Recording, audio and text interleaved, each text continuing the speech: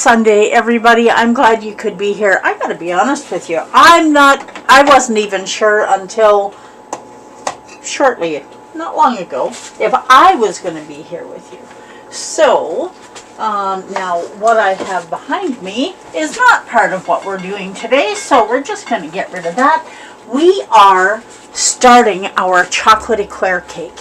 And I'm telling you, this is absolutely the most delicious dessert, and it is incredibly rich and decadent and sweet and yummy, and you would never know tasting it that it was keto friendly, but it is. So let's get busy and make a chocolate eclair cake. Alright, so first step is 1 large egg.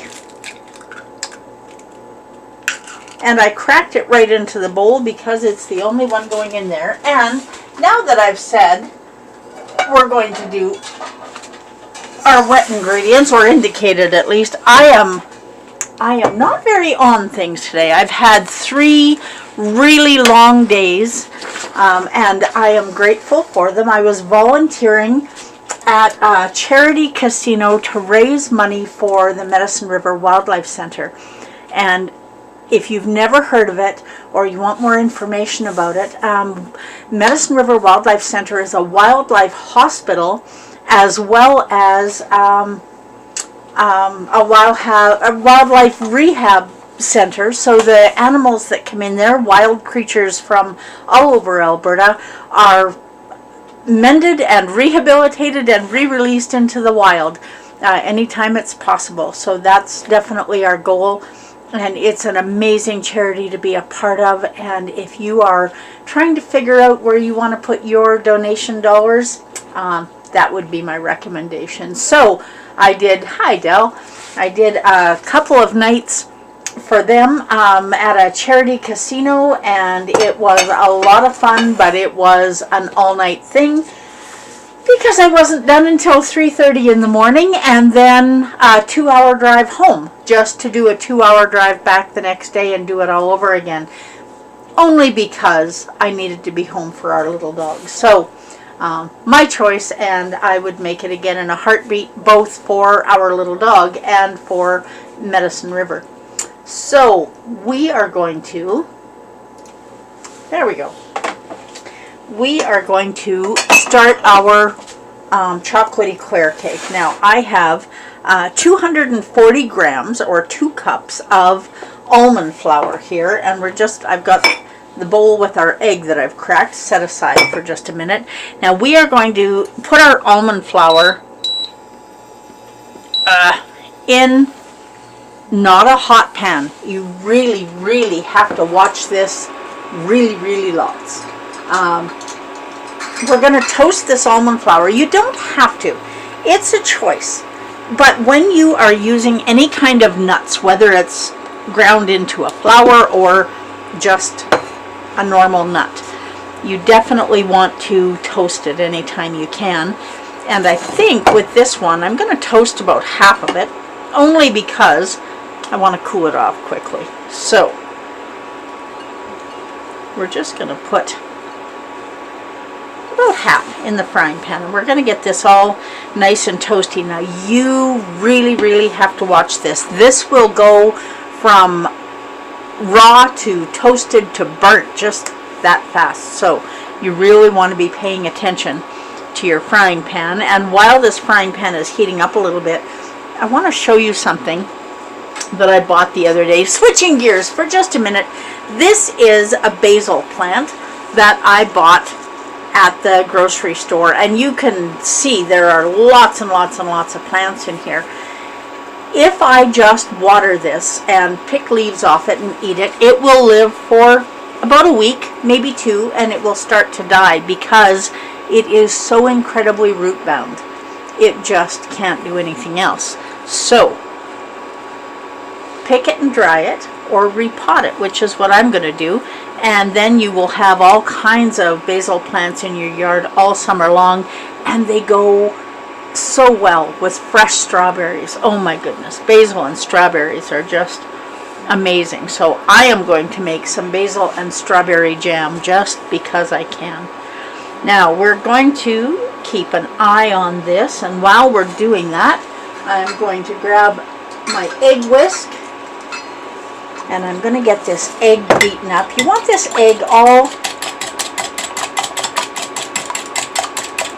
beaten up, and then we are going to put my recipe where I can see it is what we're going to do. So we're going to add 65 grams of granular erythritol to it. Give this a stir. Now you won't be able to tell, but I can smell when this just starts toasting. Now once you get your erythritol in here, you want to beat this really well until it's a nice light yellow and it's getting nice and fluffy and frothy and you get lots of air in it. And then we're going to add 1 teaspoon of vanilla. Give this a little bit of a stir again. Just watching for the brown to start and not seeing it yet. If you leave a kind of a hole in it, you'll see when the really thin layer starts to brown, and then you know you really have to pay attention. So 1 large egg, what did I say, 65 grams of erythritol, 1 teaspoon of vanilla, and then we're just going to beat this up some more. Okay, so how has your weekend been? So after I did 2 days of volunteering at a charity casino, I went to the Red Deer Legion. Okay, I have somebody named Defective Pro. We do not want to take advantage of any offers that you're making.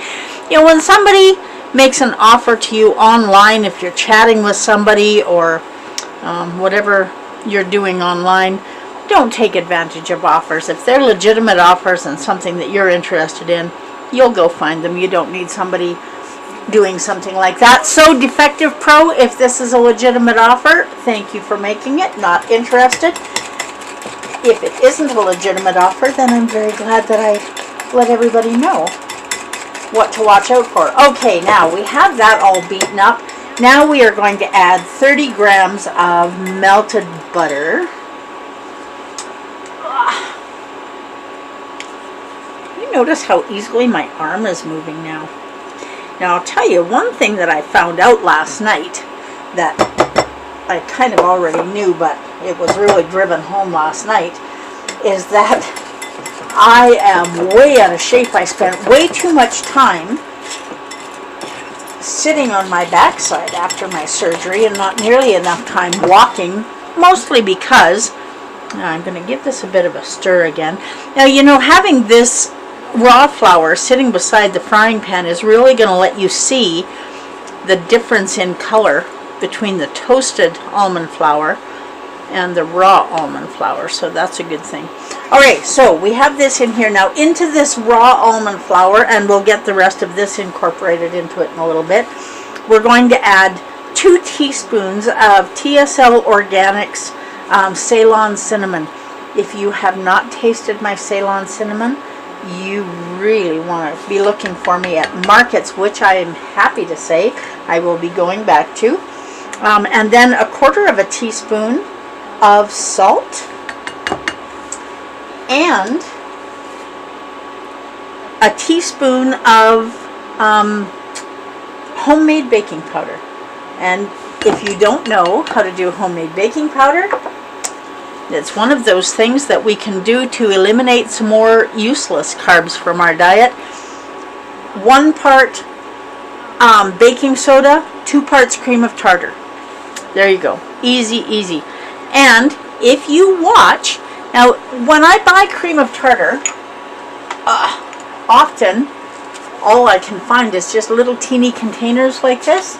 But if you watch, and I put it away in my cupboard, I got a great big huge container, saved a lot of money by buying it in bulk. So if you like to bake and you're going to make your own baking powder, you want to be watching for cream of tartar.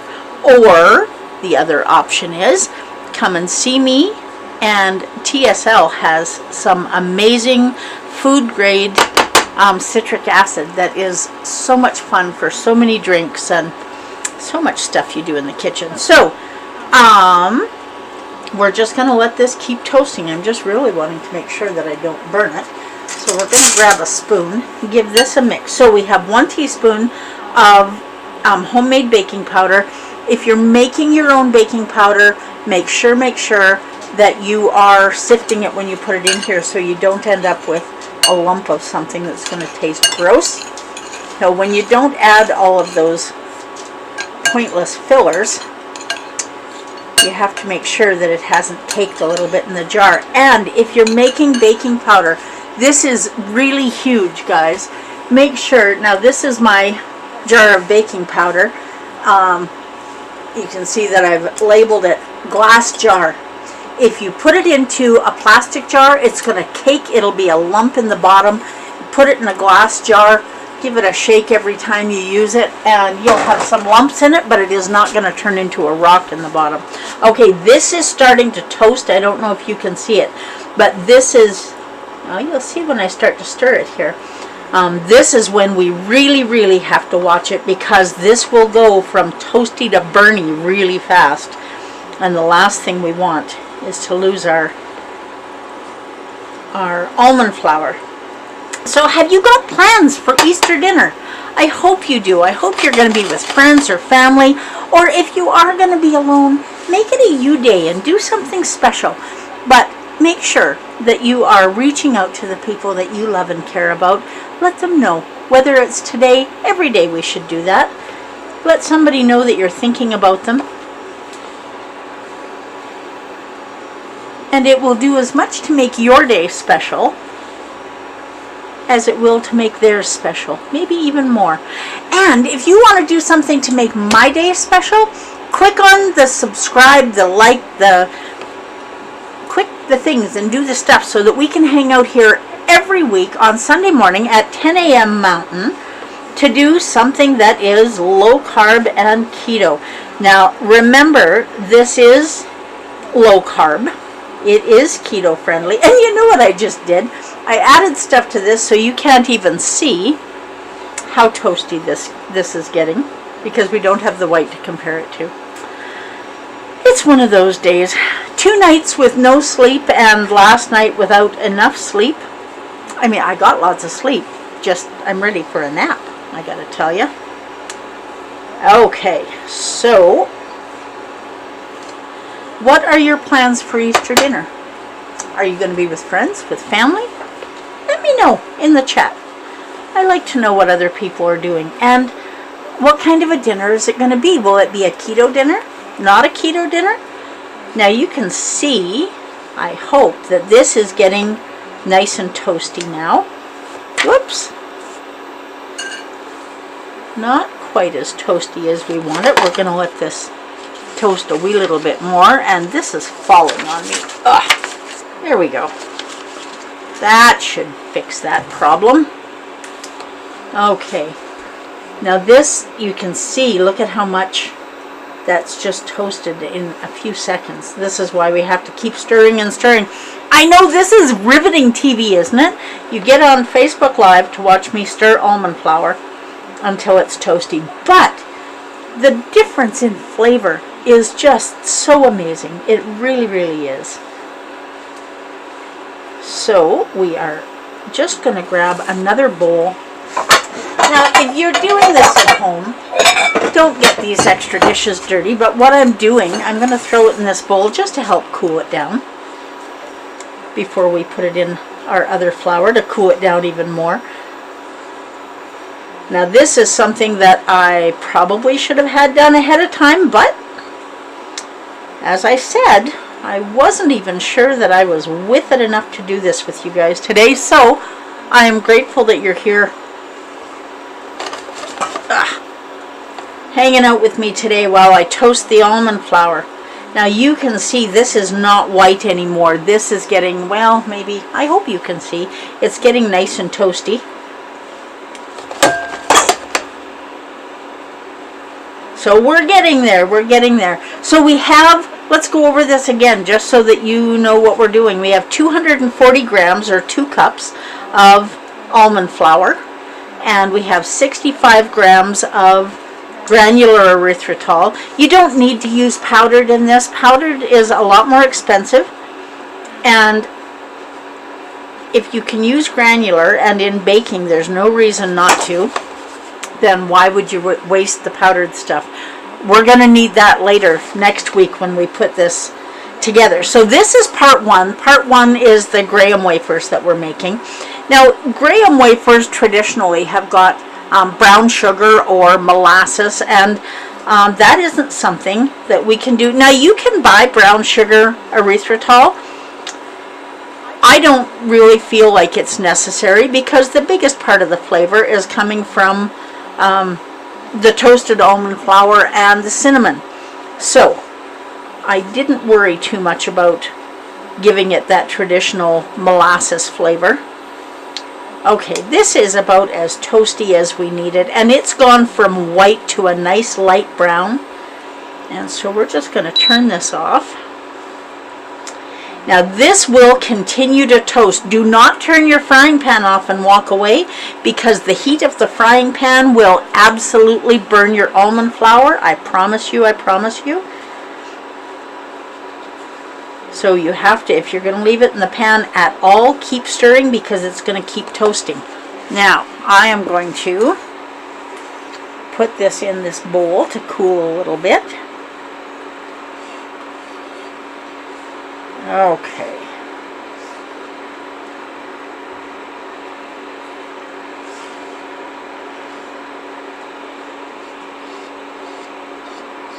Now I am just going to leave a wee bit in the bottom of the pan because I want to show you what the heat from, and I can smell it burning already.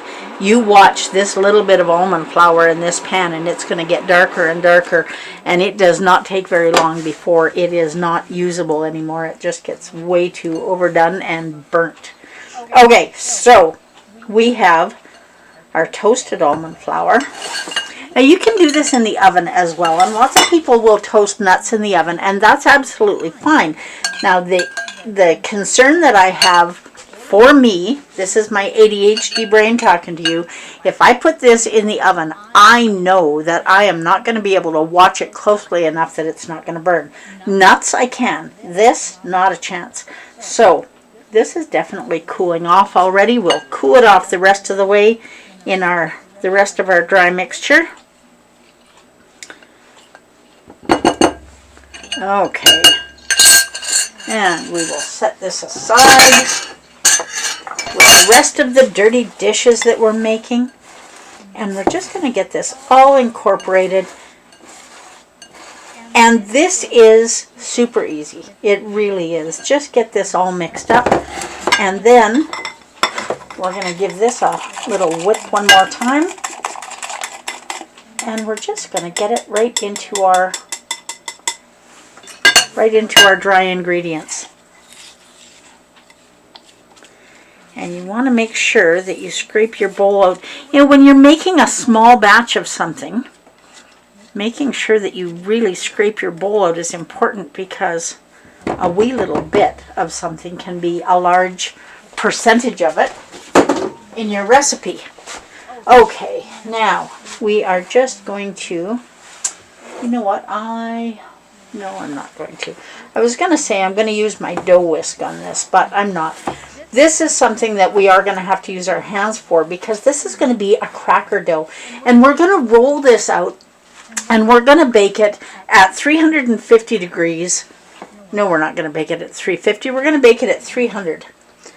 And we're going to do that for about 20 minutes. Now this, because this is a cracker, once this is baked and cooled, I can take it out and take it out of the oven, let it cool, and then I'm going to store it in a container so that we have it for next week, because this is the cakey part of our chocolate eclair cake, and you are not going to be sorry. Now, one thing I will say, and I may end up having to make an extra one, I don't know, but you want to make your chocolate eclair cake a day beforehand if you can, because the longer it sits, the more moist the graham crackers become. And it is something very special, I promise you. Okay, now we're going to just finish this off. Well, there we go. Just made a mess in the kitchen that I will clean up in a little bit when we're not hanging out. Now we're going to do the rest of this by hand. And I do not want it all over my hands, so we're just going to do it this way. And then roll it out until it's about an eighth of an inch thick. Or, do you want it in millimeters? I don't know, I can figure it out in millimeters, but an eighth of an inch. So 2 millimeters-ish.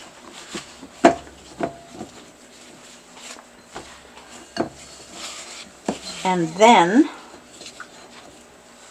you want it between 2 pieces of parchment paper.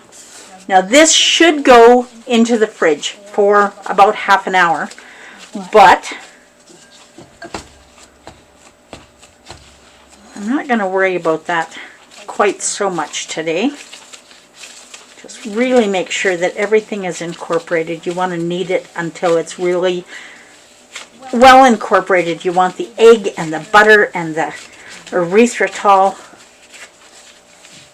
to be in there and all ooey gooey. And then, I'm not going to waste all of that.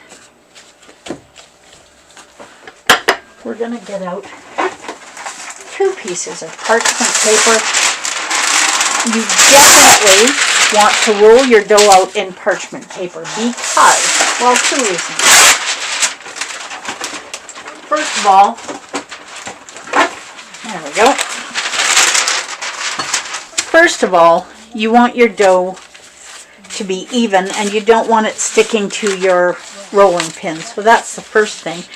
But if you do it in parchment paper, it makes it much, much easier to get it even for some reason. At least to me it seems like it does. So we're just going to do this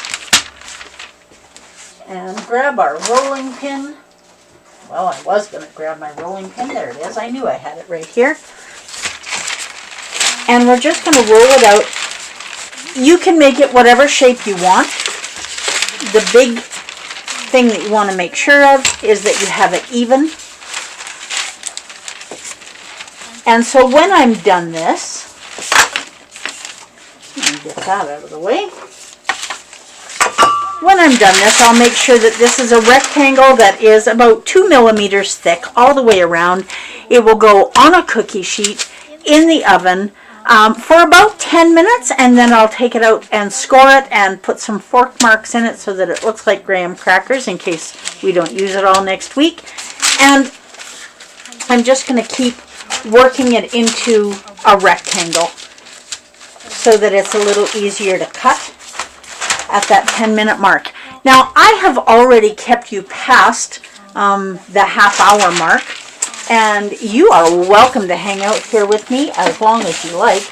I am going to keep working on this, so if you have any questions about keto, if you have any questions about how to start or why to start,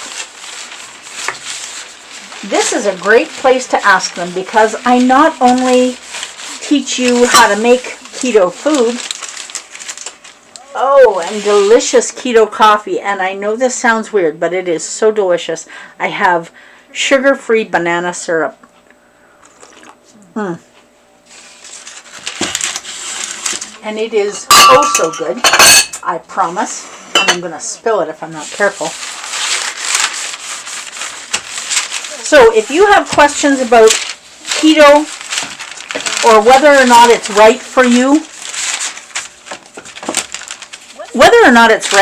I can answer for almost everyone. In my non-medical opinion, keto is right. It is an appropriate human diet, and that's why we do it. That's why we do it, my husband and I. And I can tell you that after my surgery, it made a huge difference. And after Dell's surgery, I don't know if you guys were around when he had his elbow surgery, but it made a huge difference then too, because it is an anti-inflammatory diet. So it means that you don't have anywhere near as much inflammation as you would have had after a surgery, because you're not building the inflammation in your body by eating foods like carbs that are very inflammatory. So there is a huge benefit after surgery for sure. They're doing more and more research. I need a bigger counter, I'm thinking. Okay, now we'll open this up and take a look. It is not very rectangle-y, so we're just going to do something to fix that. Put a little bit more over here, a little bit more over here, and get this all rectangle-y, and then roll it out a little bit more. And it is going to be ready to go in the oven. Okay, now I am going to end up doing a couple of batches of this. Now this recipe is good for anything that you would use graham wafer crackers for, any kind of a graham wafer crust.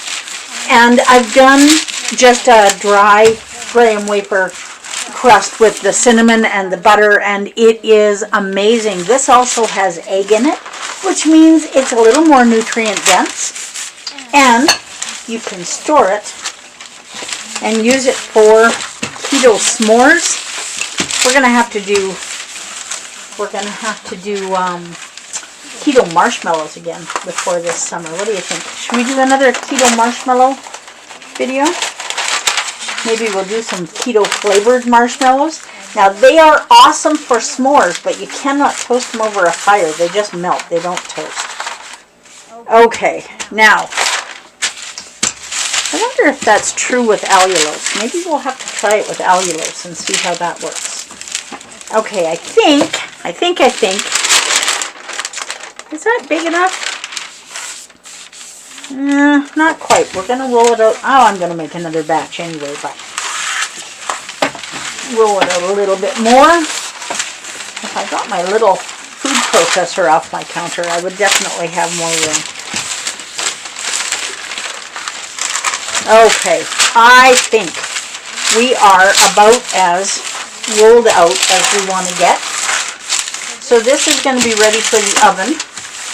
And I'm going to pop it in at 300 degrees for about 10 minutes before I take it out and score it so that it looks like crackers. Right after I'm just going to set this over here because I'm going to use it again for batch 2. And we're just going to flatten out the edges so that we have more of a rectangle.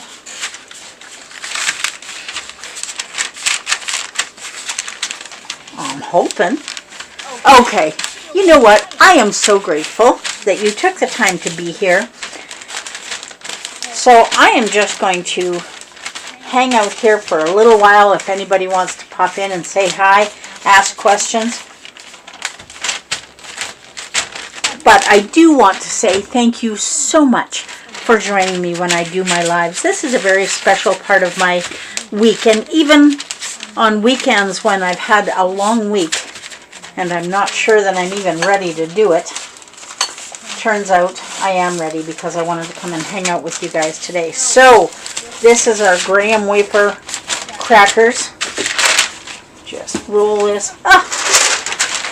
Roll this a little more this way. A little more this way. So you guys have an amazing week. Reach out to someone you love. I know I say that all the time, but I'll tell you, there have been times when I have reached out to someone after we've had our time here together, and it has just made my whole week that much more special because of the gratitude I had for being able to do that. Okay, so here we go. This is our graham wafer crackers. that we can use for all kinds of things. This time we're going to be using them in a chocolate eclair cake. You don't want to miss part 2 next week, because we are going to be making the pastry cream, and we're going to be making keto ganache. We're going to be making everything else that we need for the cake and assembling it.